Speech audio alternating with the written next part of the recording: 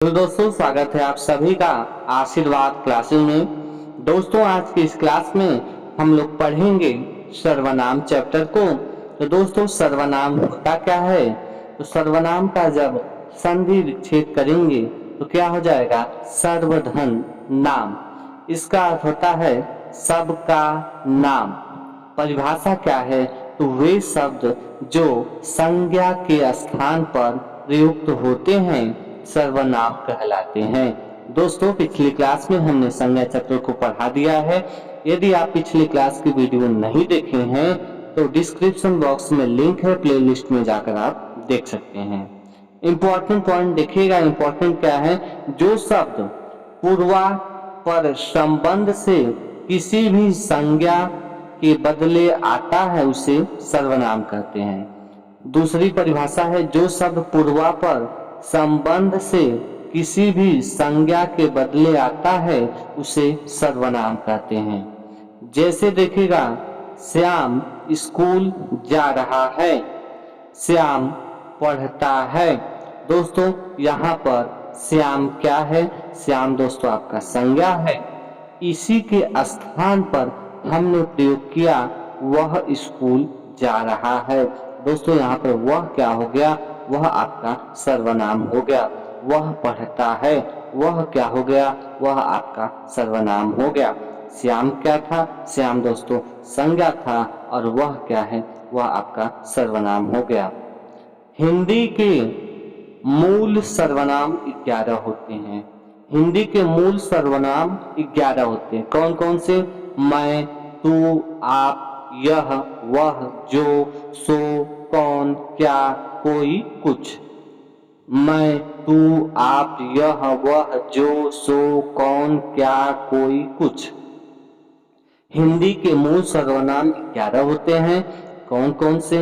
मैं, तू, आप, यह, वह, जो, सो, कौन, क्या, कोई, कुछ।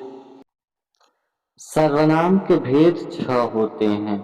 सर्वनाम के कितने भेद होते हैं? तो दोस्तों सर्वनाम के 6 भेद होते हैं। कौन कौन से? तो पहला आपका है पुरुषवाचक सर्वनाम, दूसरा है निश्चयवाचक या संकेतवाचक सर्वनाम, तीसरा है अनिश्चयवाचक सर्वनाम, चौथा है संबंधवाचक सर्वनाम, पांचवा है प्रश्नवाचक सर्वनाम और छठा है निजवाचक सर्वनाम। पहला नोट पॉइंट देखिएगा कि पुरुषवाचक सर्वनाम को 3 भागों में बांटा गया है। पहला आपका है उत्तम पुरुषवाचक सर्वनाम, दूसरा है मध्यम पुरुषवाचक सर्वनाम, तीसरा है अन्य पुरुषवाचक सर्वनाम, जिसे फर्स्ट पर्सन, सेकेंड पर्सन और थर्ड पर्सन कहते हैं। उत्तम पुरुषवाचक सर्वनाम में क्या होता है? तो कहने वाला होता है, और मध्यम पुरुषवाचक सर्वनाम में सुनने वाला होता है, और अन्य पुरुषवाचक सर्वनाम में किसी तीसरे के बारे में बात की जा रही होती है। जैसे उत्तम पुरुषवाचक सर्वनाम में मैं, हम और कारक विभक्ति लगाकर दोस्तों मुझे, मैंने, मेरा, हमें, हमको हो जाता है। ठीक है।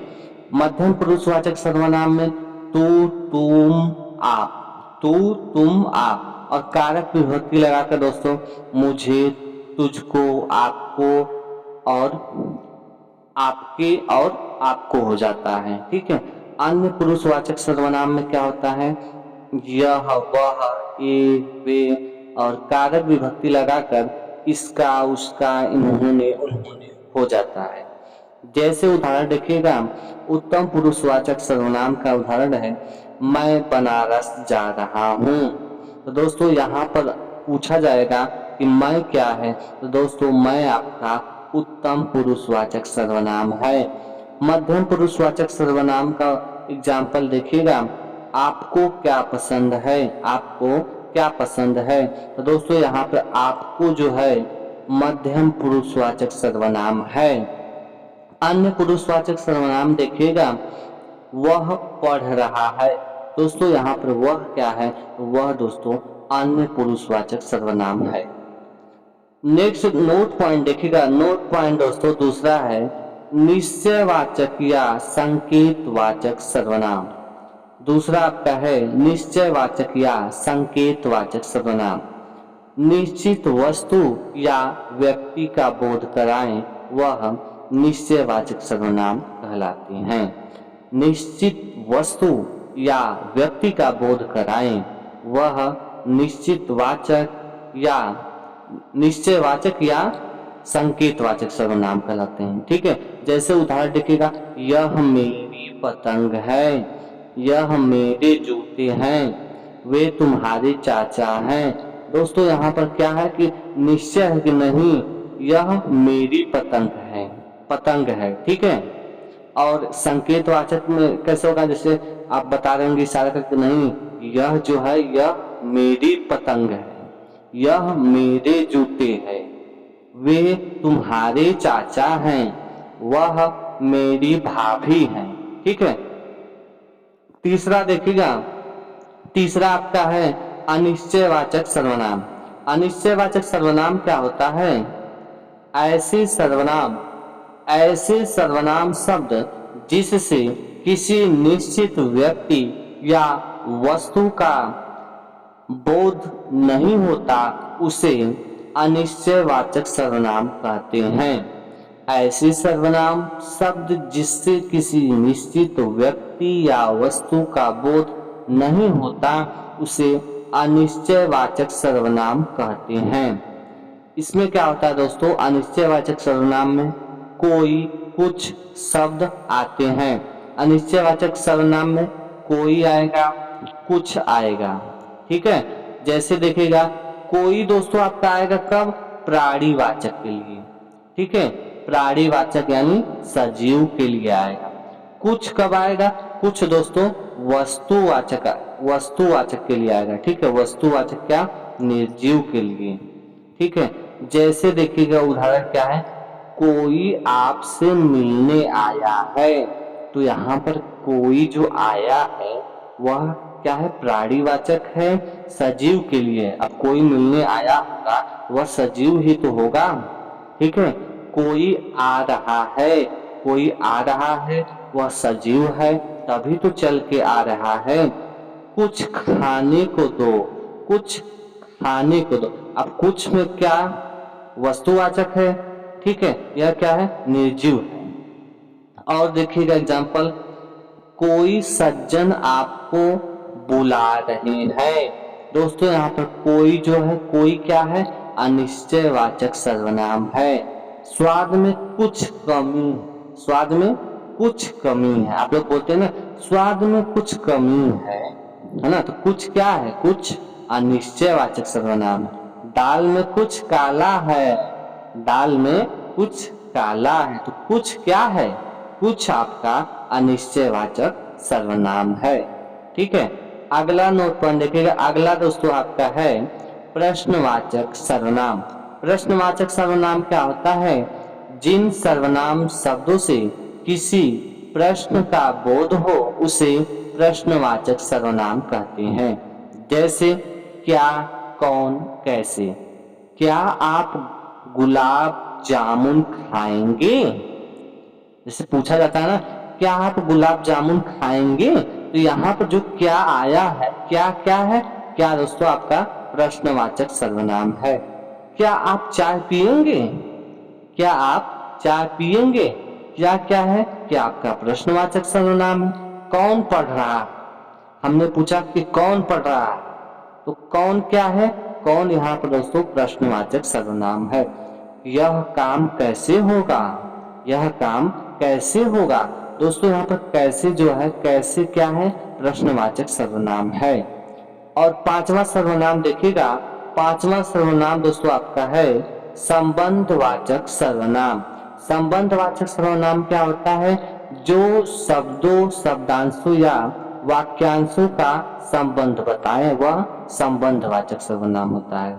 इसमें जो, सो, जैसा, वैसा, वहां, जिसकी, उसकी, जैसी, वैसी, ये वाक्य लगे रहते हैं। जैसे देखिएगा, जिसकी लाठी उसकी भैंस, जो करेगा सो भरेगा, जो चाहे वो करो, जैसा देश वैसा भेष, जैसा देश वैसा भेष। दोस्तों इन वाक्यों में आप लोग देख रहे होंगे यहाँ पर जिसकी आया है, उसकी, जो, सो, जो, ओ, जैसा, वैसा। तो ये सब शब्द दोस्तों आपके संबंधवाचक सर्वनाम के हैं। अगला सर्वनाम देखिएगा, अगला सर्वनाम दोस्तों आपका है निजवाचक सर्वनाम। निजवाचक सर्वनाम क्या होता है? ऐसे सर्वनाम शब्द जिनका प्रयोग स्वयं के लिए किया जाता है वह निजवाचक सर्वनाम कहलाते हैं। इसमें दोस्तों अपना, अपने आप ही, स्वयं, निज, खुद, आप, ये सब शब्द आते हैं। जैसे मैंने अपना कार्य समाप्त कर लिया, मैं अपने आप चला जाऊंगा।